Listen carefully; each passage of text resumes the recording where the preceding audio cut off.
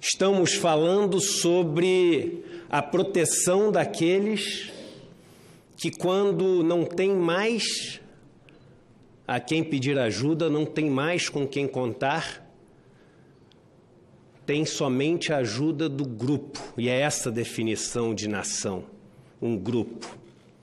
Se em algum momento deixarmos de lado parte desse grupo, se em algum momento deixarmos desassistidos nossos irmãos e irmãs que vivem nas condições mais difíceis deste que é um dos países mais desiguais do mundo, não deveríamos ter mais o direito de chamar este país uma nação. A minha posição sobre essa reforma é sabida e, pela limitação do tempo, vou me ater a alguns pontos específicos que são, para mim, os pontos mais críticos dessa reforma. Começo com a questão do abono salarial. Qual é a função do abono salarial? Premiar aqueles pobres que trabalham formalmente e estão na base da pirâmide dos trabalhadores formais, para estimular a formalidade e para, de certa forma, contribuir para um país menos desigual. A mudança proposta vai tirar mais de 12 milhões de brasileiros e brasileiras o direito de receber o equivalente a quase R$100 por mês. Para nós, talvez pouco dinheiro, mas para uma família mais pobre, o equivalente a uma conta de luz e de gás somadas. E esse é um ponto que eu trago para a reforma. Nós temos que nos lembrar de quem estamos falando. Não são números numa planilha de Excel, são pessoas. Eu tenho viajado o país e morado em comunidades carentes e vi, por exemplo, no sertão do Ceará, terra do nobre senador, famílias, casas onde morei, senador, que economizam a descarga o dia inteiro para dar descarga uma vez à noite somente, porque não tem água para dar descarga.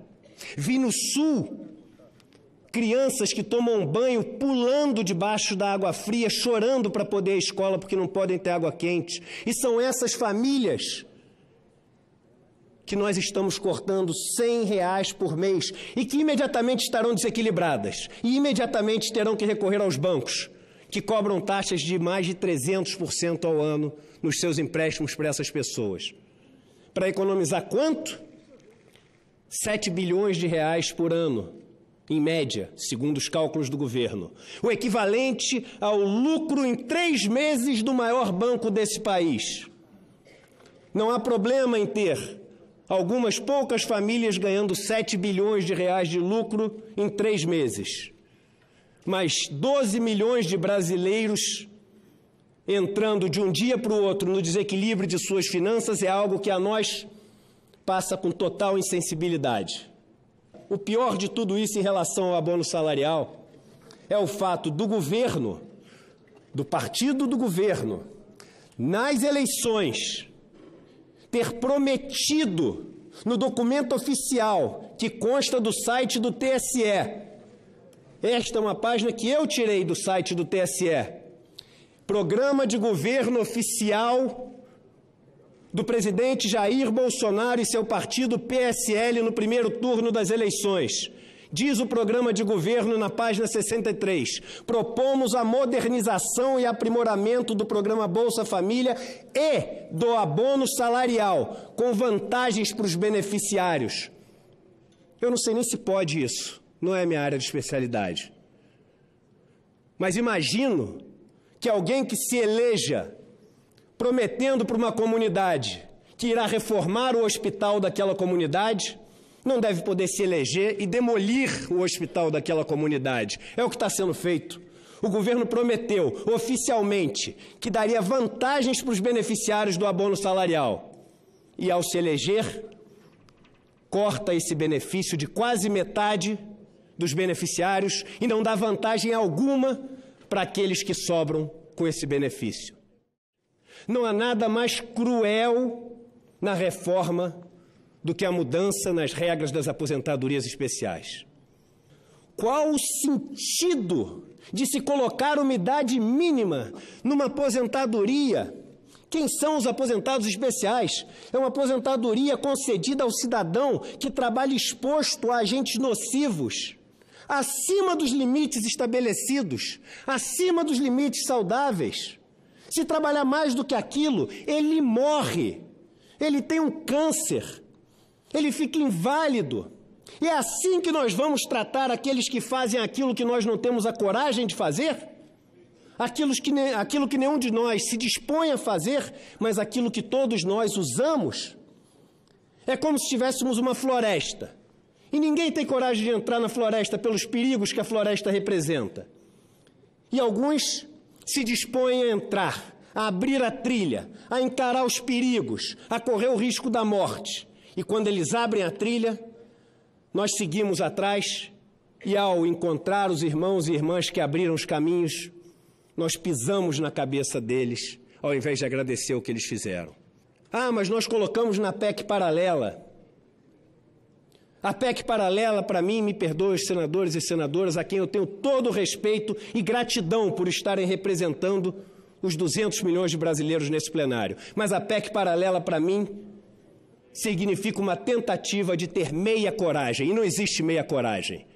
Ou se tem coragem ou não se tem coragem. Se tivermos a coragem, não deixamos passar as maldades que existem nessa PEC. Não deixamos por um dia desassistidos as pessoas que precisam da nossa proteção. O terceiro ponto é a pensão por morte. Na pensão por morte, estamos falando basicamente das mulheres desse país, que compõem 86% dos beneficiários. Lembro que as mulheres ganham, em média, 28% a menos do que os homens. Se pegamos as mulheres negras em relação aos homens brancos, estamos falando de 60% a menos. Coincidência ou não, temos 6 homens brancos ricos aqui discutindo essa previdência. Nenhuma mulher, nenhum negro. Num país que é majoritariamente composto por mulheres e por negros. Por fim, o tempo mínimo de contribuição para os homens. Esse é um erro crasso da PEC, porque é um erro matemático. A PEC foi feita com um erro de fórmula matemática, onde pessoas que trabalhavam mais poderiam ter benefícios menores do que aqueles que trabalham menos. Eu poderia explicar a conta facilmente para os senhores se tivesse tempo. E aí fizemos um puxadinho na PEC, que é o artigo 6, que diz o seguinte: olha, então faça o seguinte, todos os períodos que você contribuiu, que abaixam a sua média, tire todos eles, mas não use para nada. Ou seja, olha a solução que tivemos. Estamos jogando fora a contribuição, saqueando, confiscando a contribuição de brasileiros e brasileiras, porque não tivemos a coragem de corrigir a conta matemática que foi feita errada. Me perdoe falar diretamente àqueles que fizeram seus comentários na mesa, mas a forma e o conteúdo que eles apresentaram dizem muito. O primeiro debatedor, professor José Márcio Camargo, fez uma apresentação que tinha um logotipo de uma corretora de investimentos. Como é que você pode fazer uma apresentação no Senado Federal de um tema que diz respeito ao Brasil inteiro com o logotipo de uma corretora de investimentos? O professor Tafner fala que vocês não sabem o que é viver como um pobre. O professor Tafner sabe? Algum de nós aqui sabe o que é viver como um pobre? Eu recebi dezenas de comentários no meu celular enquanto falávamos, dizendo o seguinte: eles não têm o direito de falar isso porque eles não sabem o que é viver como um pobre. Por fim, quando o secretário Marinho diz que não precisa ser professor de matemática para fazer as contas, é engraçado, porque talvez devêssemos chamar sim alguns professores de matemática, porque existem várias contas erradas. A PEC original foi feita com uma conta errada no artigo 26. A aposentadoria por tempo de contribuição foi calculada, apresentada pelo governo com contas erradas, e a Unicamp fez um trabalho essa semana provando o erro, não consideravam o fator previdenciário. Quando a gente diz que vai economizar R$1 trilhão, é mentira, porque o mesmo R$1 trilhão seguirá sendo arrecadado. A pergunta é, para onde irão esse R$1 trilhão? Porque eu ouço o secretário Marinho falando que precisamos de verba para a educação, precisamos de verba para a saúde. Onde está garantido que esse dinheiro vai para a educação e para a saúde? Em qual ponto da Previdência isso está escrito? Onde as pessoas podem ter essa garantia? Eu sempre faço a seguinte provocação: finja que é o senhor senador Cajuru, o senhor senador Humberto Costa, o senhor senador Paim, que tem que dar notícia para uma dessas pessoas pobres que vai deixar de se aposentar. O que o senhor falaria para ele? Olha, estou tirando isso do que você irá receber? E ele vai perguntar, mas eu estou recebendo o que em troca? Não vale falar esperança, porque esperança não enche a barriga de ninguém que é pobre. E para falar educação, para falar saúde, tem que estar escrito em algum lugar. E esse dinheiro que está deixando de ir para a Previdência é um dinheiro que, se não tiver um carimbo, se não tiver um destino, se não tiver um compromisso público, se não tiver escrito em algum lugar, ele vai para pagar os juros que vão 95% para as pessoas mais ricas. Bancos, bancos de investimento, fundos de pensão, fundos de investimento e investidores estrangeiros.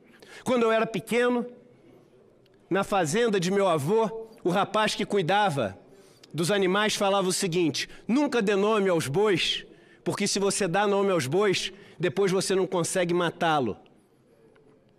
É isso que estamos fazendo. Não estamos dando nome aos bois.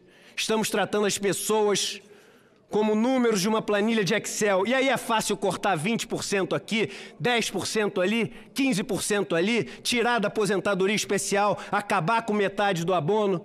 Mas essas pessoas têm nome, e eu me lembro de cada uma delas quando eu venho aqui, de Dona Isabel, Dona Valda, do Gleidson, do Tiago, do Diego, de todas as pessoas que me receberam nas suas casas. Senadores e senadoras, chegou a hora de dar nome aos bois e representar as pessoas que elegeram todos vocês e dependem disso para ter um mínimo de dignidade no final de suas vidas. A palavra aposentadoria vem de aposento, o direito de voltar aos seus aposentos no momento final da vida, onde você, durante um longo período, contribuiu para que existisse um caminho, uma jornada, uma estrada onde os outros podem seguir.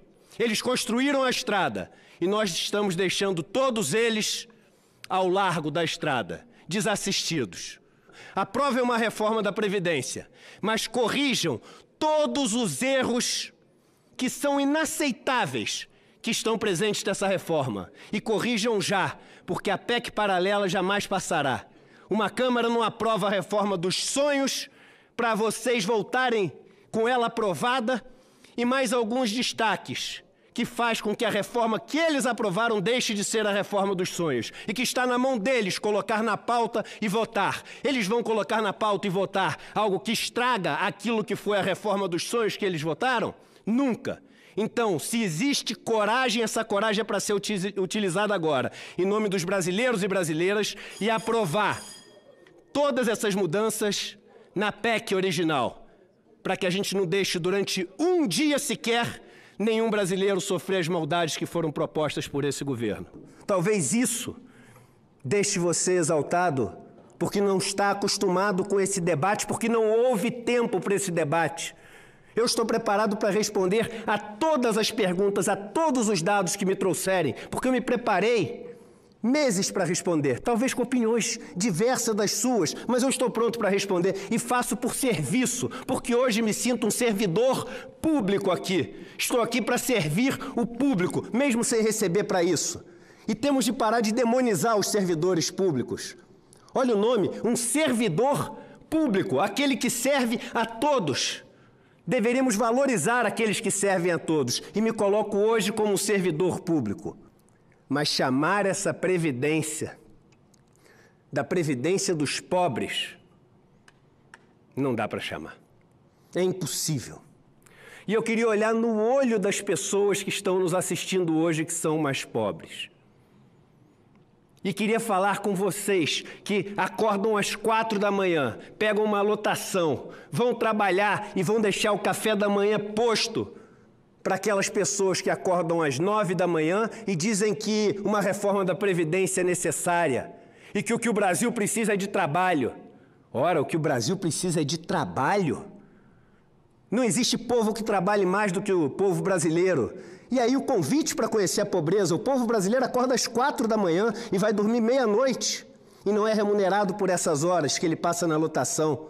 Eu queria olhar no rosto de todos esses brasileiros e falar com toda a convicção de quem estudou sim todos os números, de que tem todos os dados, de Banco Mundial, de OIT, de FMI, dos relatórios do Senado, da Unicamp, da PUC.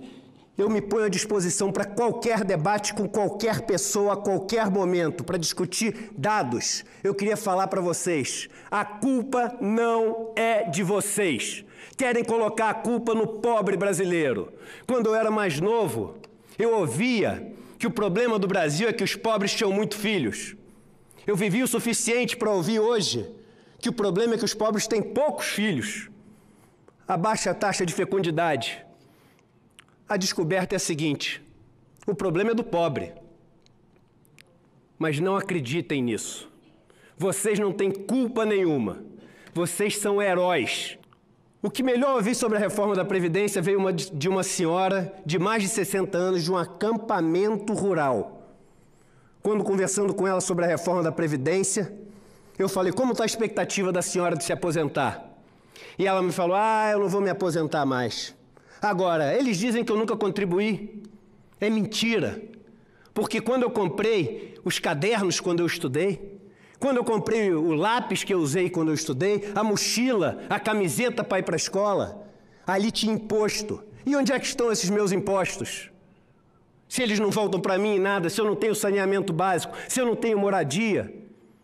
Um sistema tripartite é isso. É garantir que parte dos impostos voltam a quem precisa, mais até do que a quem merece. A essa senhora eu digo, a senhora falou com muito mais propriedade do que muito que tem se ouvido sobre essa reforma da Previdência. E é essa voz, a voz dos negros brasileiros, das mulheres brasileiras, dos pobres brasileiros, que não estão sendo contemplados, pelo menos nessa reforma que está sendo aprovada sem nenhuma mudança. É a voz de vocês que, apesar de não estar nos jornais, nos noticiários, nas rádios, por alguns instantes foi ouvida hoje. Se derem algum tempo, mais mudanças serão feitas, porque com pouco de tempo o BPC caiu. Com pouco de tempo, a aposentadoria rural também caiu quando as pessoas compreenderam. Com mais tempo, colocou-se um piso de um salário mínimo para a pensão das viúvas. Quanto mais tempo se dá, mais as pessoas podem entender as maldades que estão sendo feitas. E é esse o motivo da celeridade. É esse o desespero de passar rapidamente, para que as pessoas não saibam do que se trata essa PEC. Vamos discutir um país mais justo? Vamos sim, mas vamos discutir de verdade. Existe uma frase no Oriente que diz o seguinte: diga a verdade, sempre, mesmo que ela vá contra aquilo que você defende. É o compromisso com a verdade que não existe nesse governo. E parece existir muito mais um compromisso com a vaidade. Mas a nossa vaidade não pode valer mais do que a vida de centenas de milhões de brasileiros, que eles sim sabem o que é sofrer. Eles sim sabem o que é pobreza. E não adianta dizer que o relatório diz que não há pobreza, porque ninguém vive de almoçar ou jantar relatórios. As pessoas vivem com o mínimo de capacidade de comprar o que comer, de se proteger das dores e das doenças que a vida traz, e com um pingo de esperança. Porque sem esperança, a gente morre ainda em vida. É essa esperança que eu não queria que nenhum daqueles que nos assistem hoje deixassem de ter. Não é uma disputa do Eduardo com Paulo, com Rogério Marinho. É uma disputa de ideias e argumentos. E quem sairá perdendo ou ganhando não é nenhum de nós que está aqui. São centenas de milhões de brasileiros.